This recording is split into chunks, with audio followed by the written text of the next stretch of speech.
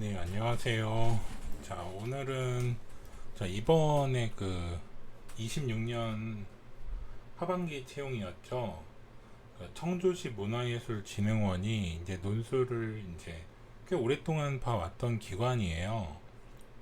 그런데 우리가 시험을 준비하는 과정에서 어떤 시사할 수 있는 변화가 있거나 아니면 좀 업데이트되는 내용이 좀 많은 경우가 있어서 네, 오늘은 이 기관에 대해서 간단히 설명을 드리고 떻게 지금 발전하고 있는지에 대해서 좀 살펴볼까 합니다.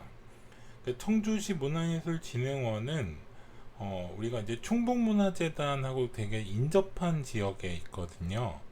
그래서 충북문화재단을 지원해 본 사람이 이 청주시 문화예술진흥원에 지원하는 경우도 있고요. 그리고 마찬가지로 청주시 문화예술진흥원에 지원해 본 분들이 충북문화재단에 지원하는 경우도 빈번하게 있죠. 그래서 그러니까 우리가 이제 어떤 시험이 있을 때, 이 시험이 이제 시행을 되는데, 이 시험 자체가 뭔가 변화를 파생시키거나, 기관이 이 시험의 어떤 변별성을 높이기 위해서 하는 것도 있지만, 그것은 그대로 있는데, 시험 자체가 어려워지는 경우가 생겨요. 대표적인 사례로 이제 문화재단이니까 서울문화재단을 한번 예를 들어보죠. 자, 이 서울문화재단은 꽤 오랫동안 논술을 봐온 기관이거든요. 그런데 아무래도 이제 그 서울 지역에서 문화재단에 입사하고 싶은 사람들이 증가하죠. 자, 이 사람들이 증가하면 이 기관은 기존의 방식에서는 어느 정도 한계가 있다 보니까 시험의 유형이라든지 문제의 특성이라든지 문제의 범위라든지 이런 것들에 변화를 주기도 합니다. 자, 그러면 유형만 달라져도 준비하는 분들이 더 어렵죠. 자, 이거는 이제 내부적인 요건이에요. 그러니까 이 기관이 변별성을 주기 위해서 변화를 주는 것을 내부적 요인, 그러니까 변화라고 볼 수 있는데, 이것뿐만 아니라, 그러면은 지원자가 재지원을 하고, 그리고 뭐, 다른 지역에서 문화재단 경력을 쌓아서 또 지원하는 경우도 많아지거든요. 이게 빈번하게 발생하면, 이 기관은 기존의 그 채점 방식, 그러니까 본인의 실력으로 예전엔 논술을 합격했는데 이번 시험에는 떨어지는 경우가 많이 생겨요. 자, 이런 거랑 비슷한 거. 이건 외부적 요인이죠. 그러니까 지원자가 증가하게 되고 그리고 재시험자도 많아지면서 이 시험은 어려워지는 거거든요. 그러니까 이 기관의 문제 변화에 의해서도 합격이 어려워지는 경우도 있지만 지원자가 많아지고 재시험자가 증가하면서 어려워지는 경우도 있거든요.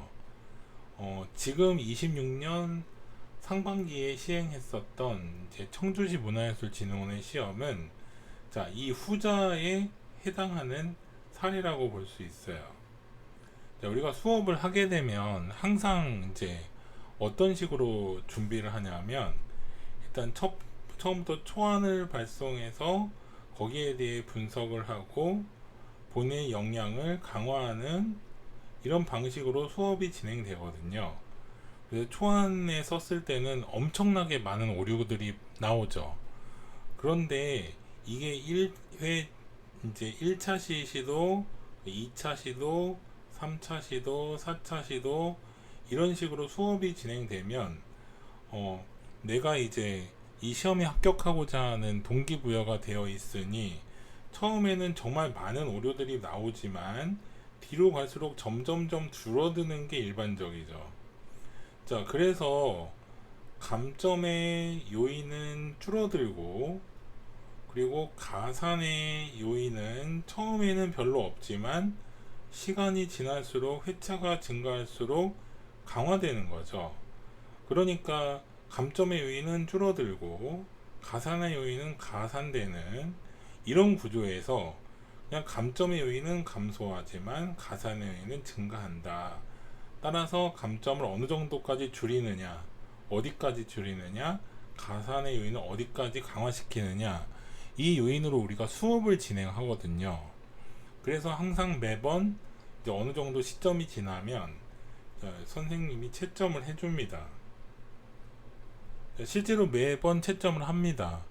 그래서 100점 만점에 X라고 하는 점수를 산정해서 여기에 가산 요인은 몇 점이니까 몇 점이 발생을 하고 감점 요인은 왜 몇 점이 형성되어서 그래서 어떤 점수 기본 점수에다가 플러스 요인과 마이너스 요인이 이렇게 되므로 총 몇 점이 나온다를 매번 수업에서 산정을 한단 말이에요.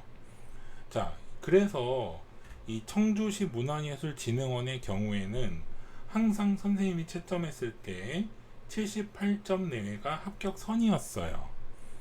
그러니까 78점이면 크게 그쪽에 이제 시험을 보러 가도 문제가 없고 그리고 실제로 고득점에 해당하는 부분 그러니까 대략 80점을 목표로 준비해 온 기관이에요. 그런데 이번에만 유독 그렇게 높은 거가 아니고요. 아무래도 이 지역이 충북문화재단도 있죠. 그리고 청주시 문화예술진흥원도 있죠. 그리고 이제 인접한 지역에도 문화재단이 꽤 산재해 있고 실제로 논술을 보는 기관도 많아졌어요. 최근에는. 그러다 보니까 점수가 점점점 증가하는 거죠. 그래서 이제 선생님하고 수업할 때 78점으로는 좀 부족하다라고 산정해서 이번에는 목표 점수를 좀 올렸습니다. 그래서 우리가 수업에서 82점 정도가 나와야만 안심할 수 있을 정도이니 이번 시험에는 이 목표로 82에서 85를 목표로 하자라고 해서 좀 더 디테일한 수정이라든지 개선을 많이 했었거든요. 그래서 이번에 합격한 사례인데요. 이걸 보면 청주시 문화예술진흥원도 이제는 더 이상 이제 그 기본적인 것만 준비해서는 좀 합격하기가 좀 어렵고 실제로 첨삭이라든지 개선을 적극적으로 반영하고 본인의 오류도 실제로 많이 개선할 수 있어야만 합격할 수 있는 기관이 된 거예요. 따라서 이런 요인들, 이런 동향들을 잘 파악을 하셔서요. 실제로 이제 시험을 준비하는 분들은 내 답안지에 어떤 요인이 감점 요인이고 어떤 요인이 가산의 요인이니 이것을 전략적으로 어떻게 활용할지에 대한 본인만의 전략이 필요한 경우가 되었습니다. 따라서 앞으로는 청주시 문화예술진흥원을 준비하는 분들이 그냥 서류 합격하니까 시험을 보자 이런 거는 좀 부족하고요.